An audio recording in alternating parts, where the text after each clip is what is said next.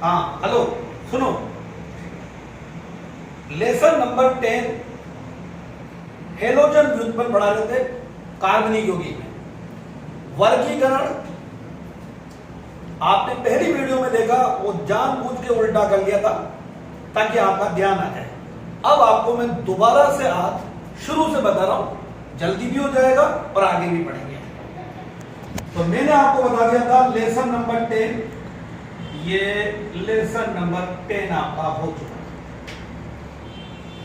Lesson number 10 में कार्बनिक यौगिकों में हेलोजन व्युत्पन्न, पहला पॉइंट आप लोगों ने गौर से सुन लिया, मुझे मिनट भर लगेगा समझाने में। हेलोजन परमाणुओं की संख्या के आधार पर इन्हें मोनोहेलाइड, डाइहेलाइड, ट्राइहेलाइड, टेट्राहेलाइड में वर्गीकृत किया जाता है। एक हेलोजन परमाणु मोनोहेलाइड, दो हेलोजन परमाणु डाइहेलाइड, तीन हेलोजन परमाणु ट्राइहेलाइड, चार हेलोजन परमाणु टेट्राहेलाइड। फिर आपके बाद में सबसे पहले आया मोनोहेलाइड का वर्गीकरण। हेलोजन परमाणु जिस कार्बन से जुड़ा है उस कार्बन के संकरण के आधार पर। हर बच्चे को कार्बन का संकरण निकालना आ गया। कार्बन के संकरण में मैंने आपको समझा दिया था कि कार्बन के पास अगर 4 सिग्मा बंध है तो उसका संकरण होगा sp3। 3 सिग्मा और 1 पाई है तो उस कार्बन का संकरण होगा sp2। 2 सिग्मा और 2 पाई है तो उस कार्बन का संकरण होगा sp। इसके अंदर में पहला हमने लिया था, बोलते हर बच्चे को याद आएगा, sp3x प्रकार। हेलोजन परमाणु जिस कार्बन से जुड़ा है उसका संकरण sp3, वो आपको देखना है। ये 3 प्रकार के होते हैं, ध्यान लगाना भाई।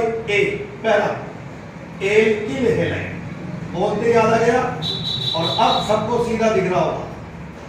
वे हेलोजन परमाणु, वे हैलाइड यौगिक जिनमें हेलोजन परमाणु जिस sp3 यौगिक से जुड़ा है वो आगे संतृप्त कार्बन से जुड़ा होगा। B allylic halide, allylic halide, allylic halogen परमाणु जिस sp3 कार्बन परमाणु से जुड़ा हुआ है वो आगे द्विबंधित कार्बन से जुड़ा हुआ है। सी बेंजीलिक हैलाइड, हेलोजन परमाणु जिस sp3 कार्बन से जुड़ा हुआ है वो आगे बेंजीन वाले से जुड़ा। और रोमन का सेकंड सी sp2x प्रकार, हेलोजन परमाणु sp2 संयुक्त कार्बन से जुड़ा होता है। फिर ये 2 प्रकार के मैंने बताया आपको, एक तो vinylic halide, vinylic halide, halogen परमाणु सीधा द्विबंधित कार्बन से जुड़ा होता है। बी एरिड हैलाइड, हेलोजन परमाणु सीधा बेंजीन वाले से जुड़ा होता है। इन दोनों में अंतर देखो, हेलोजन परमाणु sp3 कार्बन से जुड़ा होता है और वो द्विबंधित कार्बन से जुड़ा होता है। यहाँ हेलोजन परमाणु सीधा द्विबंधित कार्बन से जुड़ा होता है। हेलोजन परमाणु जिस sp3 कार्बन से जुड़ा होता है वो बेंजीन से जुड़ा होता है, और यहाँ हेलोजन परमाणु सीधा बेंजीन वाले से जुड़ा होता है। और थर्ड सी sp(x) प्रकार, इसका एक ही प्रकार है, हेलोजन परमाणु सीधा त्रिबंधित कार्बन से जुड़ा होता है। एक बार 15 सेकंड दे रहा हूं, इनको मनन करो आपकी क्या है।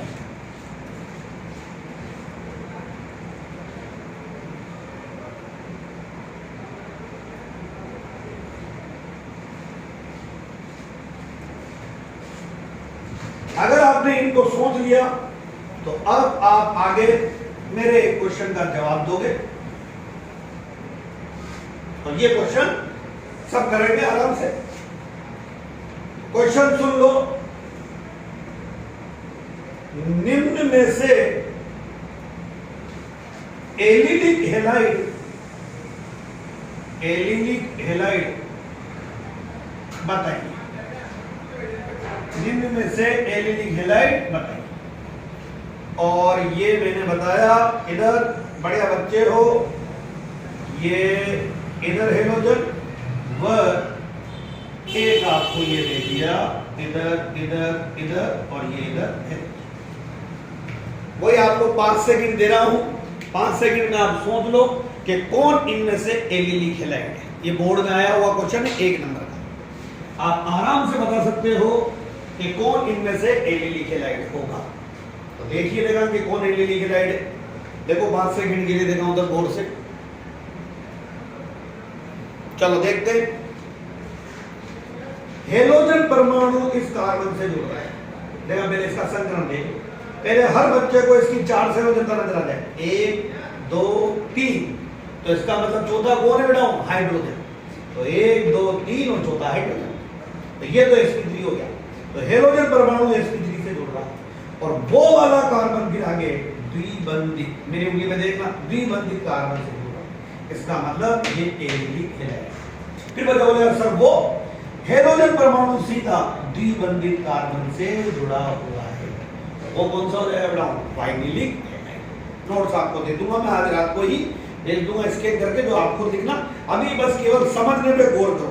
एक बार तुम लोगों की 2-3 दिन में समझने की पावर आ गई, फिर धड़ाधड़ तुम्हारी 3-4 घंटे की क्लासेस चालू कर दूंगा। मैथ्स बायो सब आ जाएगा उसके अंदर में, इंग्लिश भी। पर मैं सोच रहा हूँ एक बार तुम्हारी पढ़ने की आदत आ जाए। तो ये वर्गीकरण आपके हो चुका था, वर्गीकरण हो गया और बच्चों ने देखा भी सही वीडियो। बहुत सारों ने मुझसे क्वेश्चन भी पूछे। तो आप क्वेश्चन ग्रुप में मत पूछो, आप इंडिविजुअल पूछो, कभी भी आपको मना नहीं करेंगे, जरूर उसका जवाब देंगे। ग्रुप में क्या बहुत सारे फालतू के हो जाते हैं, तो ग्रुप में तो पढ़ो और आप इंडिविजुअल, मेरे नंबर है वहां आप क्वेश्चन पूछो, आपको सबको जवाब दूंगा। और जो ऐड नहीं है, बहुत सारे बच्चे ऐड नहीं है, हिम्मत रायगा और ये इनके नंबर नहीं है, ये नंबर मुझे भेज दें तो मैं इनको इस ग्रुप में भी ऐड कर दूंगा, ठीक है? क्योंकि आपकी सारी सूचनाएं इसी ग्रुप में आएंगी। ओके, आगे सुनो बेटा, आप इसी अंदर में मोनोहेलाइड के विरचन की, मोनोहेलाइड के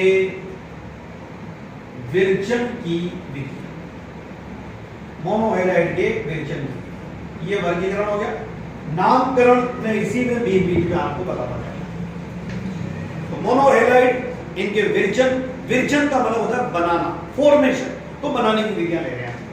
और पहली विधि ऑर्गेनिक की एक खास बात यह है बेटाओ कि ऑर्गेनिक में एक के बनाने की विधियां दूसरे के रासायनिक गुण होते हैं। तो देखना अभी मैं पहला हेडिंग लिखूंगा और वो आपका चैप्टर नंबर 11 का हो जाएगा। 11 में एक पेज भर के एक दे देगा, तो आप यहीं याद करो। ध्यान देखो बेटा, पहली कौन सी आती है? एल्कोहल्स। तो पहली विधि आ रही है आपके एल्कोहल्स। तो पहली विधि में हम एल्कोहल से मोनोहेलाइड बना रहे हैं, एल्कोहल से मोनोहेलाइड। और सुन लो, 11वें चैप्टर का आपका नाम है एल्कोहल फिनोल ईथर। तो दिमाग काम कर रहा है कि ये एल्कोहल का क्या हो जाएगा? रासायनिक गुण। तो एक जगह याद करो, दो जगह फायदा उठाओ। वही भी एक पढ़ाएंगे, मखान से अलग से रिएक्शन आएंगे। तो एल्कोहल से बना है, इसके अंदर में सबसे पहले तो एल्कोहल से बना रहे हैं हम लोग। एल्कोहल से बनाने के अंदर में 3 विधियां हैं। एक HX, जिसको हम बोलते हैं hydrogen halide, hydrogen halide, hydrogen halide, hydrogen fluoride, hydrogen chloride, hydrogen bromide. Hydrogen halide से क्रिया द्वारा, क्रिया द्वारा देख लो, HX यानी कि हाइड्रोजन हेलाइड से क्रिया द्वारा। तो सबसे पहले HX की क्रियाशीलता का, सब डाउट क्लियर हो जाए। क्रियाशीलता का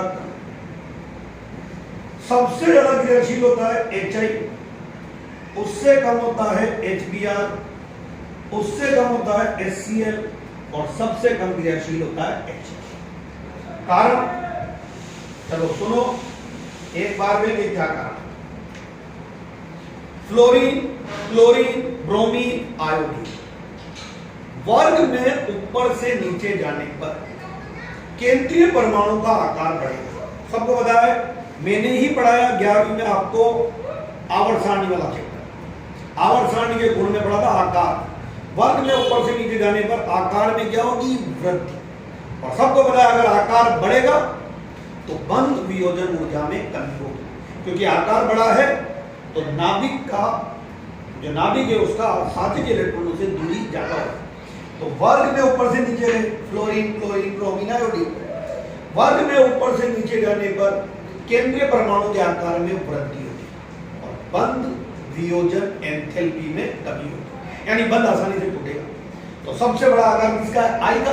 हाइड्रोजन तो सब में सेम है, और जब हाइड्रोजन सेम, आई का आकार बड़ा, तो आसानी से बंध टूटेगा। और आपको पता, अगर आसानी से बंध टूटेगा तो इसकी क्रियाशीलता क्या हो जाएगी? ज्यादा। तो सबसे ज्यादा क्रियाशीलता होगी HI, आसानी से क्रिया करेगा, फिर HBr की, फिर HCl की, और फिर H की क्रियाशीलता क्या है? सेम यहां ले लेते हैं हम एल्कोहल की क्रियाशीलता का। एल्कोहल की क्रियाशीलता का क्रम, एल्कोहल की क्रियाशीलता, सबसे ज्यादा क्रियाशील एल्कोहल होता है 3 डिग्री एल्कोहल, उससे कम होता है 2 डिग्री एल्कोहल, और सबसे कम क्रियाशीलता होती है 1 डिग्री एल्कोहल, और इससे भी कम होती है सुपर 1 डिग्री एल्कोहल। अब अगर किसी का 11वीं में याद नहीं है तो सीख लो कि क्या क्या होता है। एल्कोहल की क्रियाशीलता में सबसे अधिक क्रियाशील होगा 3 डिग्री एल्कोहल, उससे कम होगा 2 डिग्री एल्कोहल, उससे कम होगा 1 डिग्री एल्कोहल, और सबसे कम होगा सुपर 1 डिग्री एल्कोहल। डिग्री अगर पहचाना नहीं आता तो बनाना बता देते हैं कि आपको डिग्री क्या होती है। CH3C CH3CH3OH, 2 डिग्री के लिए CH3CH, ये CH3OH, और उसके बाद में CH3CH2, सुपर 1 डिग्री के लिए। OH जिस कार्बन से जुड़ा हुआ है वो कितने कार्बन से जुड़ा हुआ है? 3 डिग्री। OH जिस कार्बन से जुड़ा है वो जुड़ा 2 से, तो उसे बोलेंगे बेटा 2 डिग्री। कितने? OH जिस कार्बन से जुड़ा है वो कितने कार्बन से जुड़ा है? 1 से, तो उसे बोलेंगे 1 डिग्री। तो ये तो है 3 डिग्री, 2 डिग्री, 1 डिग्री, और OH जिस कार्बन से जुड़ा है वो किसी कार्बन से नहीं जुड़ा है, तो इसे बोलते हैं बेटा सुपर 1 डिग्री। तो ये हुआ 3 degree, 2 degree, 1 degree, super 1 degree. अब बच्चा बोलेगा सर क्रियाशीलता 1 मिनट में बताएगा अगर बच्चा बड़े ढंग से पढ़ रहा है। यहां से कार्बन और O में किसकी विद्युत ऋणता ज्यादा है? O की। तो ये O इलेक्ट्रॉन ले जा OH माइनस, और सबको पता OH माइनस जाते ही क्या आएगा? प्लस, और कार्बन में प्लस आता है तो इसको बोलते बनाओ कार्ब धन आयन। सेम टू सेम यहां जाएगा तो यहां पे आएगा प्लस, कार्ब धन। ये OH माइनस जाएगा कार्बन पे प्लस, ये OH माइनस जाएगा कार्बन। अब कार्ब धनायन जो है उनका भी प्रकार है। 3 डिग्री एल्कोहल में अगर OH माइनस जाएगा तो कार्ब धनायन बनेगा 3 डिग्री, और जो समझदार है वो समझ गया क्या होगा। 2 डिग्री कार्ब धनायन, 1 डिग्री कार्ब धनायन, और सुपर 1 डिग्री कार्ब धनायन। और कार्ब धनायन के स्थायित्व का क्रम भी यही होता है। सबसे ज्यादा स्थायी कार्ब धनायन कौन होता है? 3 डिग्री, फिर होता है 2 डिग्री, फिर 1 डिग्री, और फिर सुपर 1 डिग्री।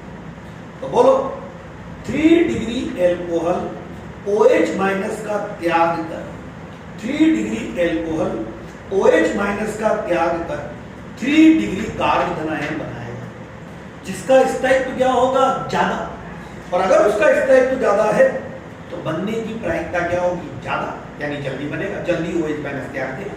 और सबको पता है जो जल्दी त्याग रहा है, जल्दी बंध टूट रहा है, क्रियाशीलता क्या रही है बेटा? ज्यादा।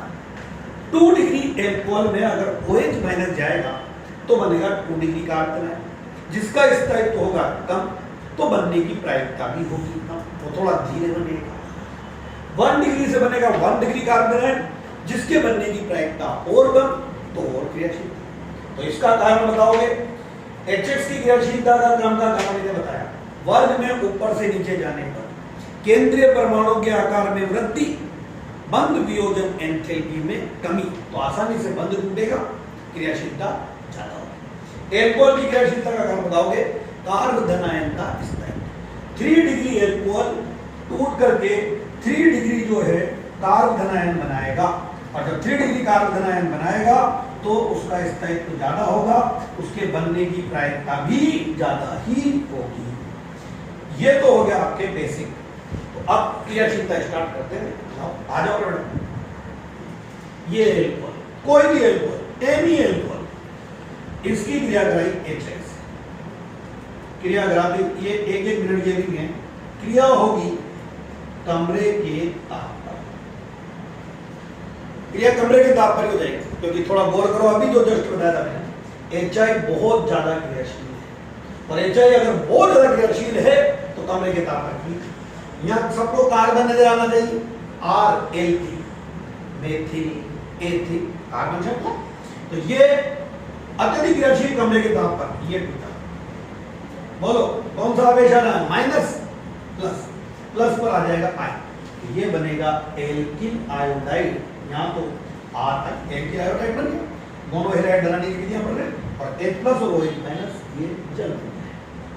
सिमिलरली ROH, अब आप क्रिया करा रहे हो HBr से, थोड़ा गौर करो।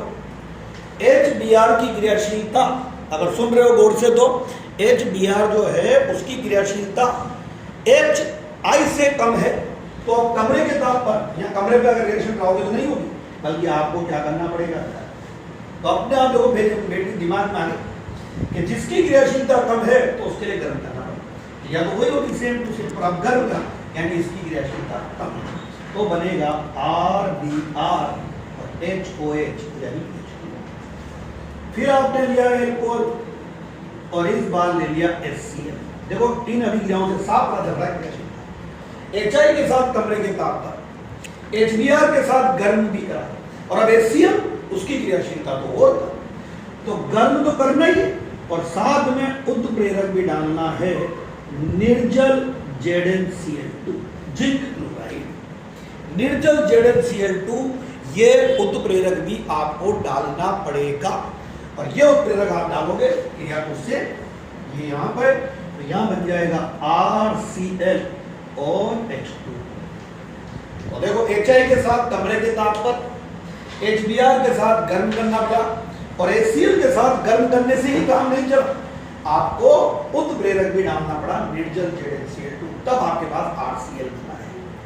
या अब बच्चा बोलेगा HF के साथ एल्कोहल की क्रिया नहीं होती है, कारण क्योंकि उसकी क्रियाशीलता बहुत बहुत कम है, उसकी क्रियाशीलता इतनी कम है कि वो क्रिया नहीं करेगा, गर्म करो या उत्प्रेरक डालो, तो एल्कोहल के साथ कभी भी HF की क्रिया नहीं होगी। ये सारी, अब देखो एक रिएक्शन में कितनी सारी इंपॉर्टेंट बातें सारी ले ली मैंने आपको। अब इसी में एक नोट है, लाओ भाई देख लो, 500 का नोट आ रहा है, बहुत इंपॉर्टेंट। और क्या इंपॉर्टेंट नोट आया देखा, देखना आप सब, और ये इंपॉर्टेंट नोट है, तो ये नोट ये आपके 11वें चैप्टर में है, तो यहां ये HCl प्लस निर्जल ZnCl, हर बच्चा कल पूछूंगा मैं किसी दिन, HCl और निर्जल ZnCl2 का मिश्रण, ये मिश्रण कहलाता है, हर बच्चा याद करे, लिख रहा हूं मैं, ल्यूकास अभिकर्मक। ल्यूकास अभिकर्मक पूछते हैं कि ल्यूकास अभिकर्मक क्या होता है, ये ल्यूकास अभी पता चल जाए। HCl और निर्जल ZnCl2 का मिश्रण, HCl और निर्जल ZnCl2 का मिश्रण ये कहलाता है ल्यूकास अभिकर्मक, और ये 1 डिग्री 2 डिग्री और 3 डिग्री एल्कोहल के विभेद में प्रयुक्त होता है, के विभेद में प्रयुक्त होता है। ये 1 डिग्री 2 डिग्री और 3 डिग्री एल्कोहल के विभेद में प्रयुक्त होता है। चलो आ जाओ कैसे प्रयुक्त हो रहा है, देखो इसको आपको पूरा समझा देते हैं। तो ये 1 डिग्री 2 डिग्री और 3 डिग्री एल्कोहल के विभेद में प्रयुक्त होता है। मैंने आपको 3 परख नलियां दी बेटा, 3 परख नलियां, 3 टेस्ट ट्यूब है, एक के अंदर 3 डिग्री एल्कोहल है। अब तो आप अटकोगे 3 डिग्री एल्कोहल, OH जिस कार्बन से जुड़ा है वो 3 कार्बन से जुड़ा है। दूसरी परख नली में 2 डिग्री एल्कोहल है, और एक परख नली में 1 डिग्री एल्कोहल, और आपसे बोला कि इसमें विभेद करो, तो मैंने 3 परख नलियां दी। हाँ भाई सुरेश मीणा को मैंने 3 परख नलियां दी, बढ़िया बच्चा है, और मैंने बोला कि बेटा तीनों को, अब एल्कोहल है पानी जैसा, अब बोला कि तीनों में विभेद करके बता कि कौन सा तो 3 डिग्री है, कौन सा 2 डिग्री और कौन सा 1 डिग्री। तो बोला सर अभी करते हैं, या तीनों के अंदर में ये तीनों परख नलियां बेटा, और ध्यान लगाना है, तीनों के अंदर में डालेगा ये ल्यूकास अभिकर्मक। ल्यूकास अभिकर्मक ल्यूकास बताइए HCl और ये हो गया निर्जल ZnCl ये डाल और थोड़ा सा गौर करना भैया ये इधर लिखता हूं तो 1 मिनट। अब बोलो ये वाला पदार्थ तो तीनों में सेम है, यही इसमें है, यही इसमें है, यही इसमें है, तो ये सेम हो गया। तो बोलो क्रियाशीलता अब किसकी चलेगी? एल्कोहल की। और आपको पता है एल्कोहल की क्रियाशीलता में कौन ज्यादा क्रियाशील है? 3 डिग्री, फिर 2 डिग्री और फिर 1 डिग्री। और जैसे HCl डालोगे तो बोलो क्या बनेगा? RCl। और RCl जब बनता है तो आती है बेटा अविलता। अब बच्चा बोलेगा सर ये अविलता क्या चीज होती है? पानी जैसा है और उसके अंदर RCl पदार्थ बना और वो विलय नहीं हुआ, घुला नहीं, तो वो हो जाता दूध जैसा। सबको दूध का कलर बताइए, अगर वो घुली नहीं है तो वो दूध जैसा हो गया, तो अविलता आ जाती है। तो तीनों परख नलियों में दोबारा देखना क्या होने वाला है। सबको पता RCl ही बने, या 3 डिग्री एल्कोहल तो RCl बनेगा 3 डिग्री, या 2 डिग्री RCl बनेगा, या 1 डिग्री RCl बनेगा। पर एक बार में देखो 3 डिग्री, 2 डिग्री, 1 डिग्री और RCl बनते ही अविलता यानी दूध जैसा हो जाएगा पूरा समय समय। 3 डिग्री एल्कोहल की क्रियाशीलता ज्यादा है, तो यहां पर भी आएगा RCl की अविलता तुरंत तो तीनों परख नलियों में आपने ल्यूकास समीकरण डाला और डालते जिस परख नली में पूरा दूध जैसा हो जाए, सफेद सा हो जाए, फौरन परख नली पकड़ दो, उसको लिख दो 3 डिग्री है। अब बच गई 2। यहां पर अविलता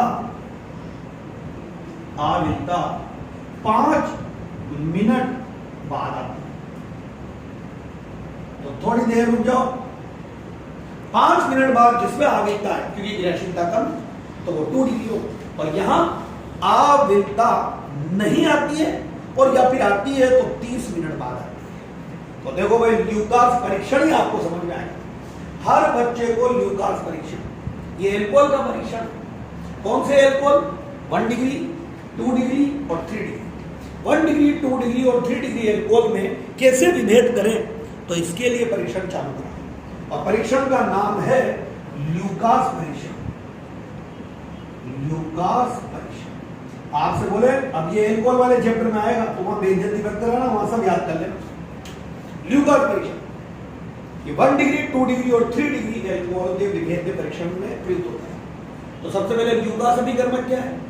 HCl और निर्जल ZnCl2 का मिश्रण, HCl और निर्जल ZnCl2 का मिश्रण, यही कहलाता है ल्यूकास समीकरण। आप तीनों के अंदर ल्यूकास समीकरण डालो। 3 डिग्री एल्कोहल क्रियाशील है तुरंत, तो यहां पर मैं आपके RCl की अविलता तुरंत डालते आ जाएगी। 2 डिग्री में आती है अविलता 5 मिनट बाद आती है, और यहां पर में अविलता नहीं आती है या अगर आएगी तो 30 मिनट बाद। साफ विभेद हो रहा है, जिसमें तुरंत 3 डिग्री, जिसमें 5 मिनट बाद वो 2 डिग्री, और जिसमें नहीं आए या आधे घंटे बाद आए वो हो जाएगा 1 डिग्री। ये एल्कोहल से पहली विधि आपके कंप्लीट हो गई है। एल्कोहल से 3 विधियां हैं ABC। तो एल्कोहल से एल्किल हैलाइड बनाने की पहली अभिक्रिया आपके पास में मोनोहैलाइड के विरचन की विधियां, उसमें हम पहली ले रहे हैं एल्कोहल से। और एल्कोहल में भी अगर आपने गौर करा कि भाई एल्कोहल, तो एल्कोहल में पहली पढ़ाई मैंने ए हाइड्रोजन हैलाइड से किया था, HX से किया था, और अब आती है इसकी बी।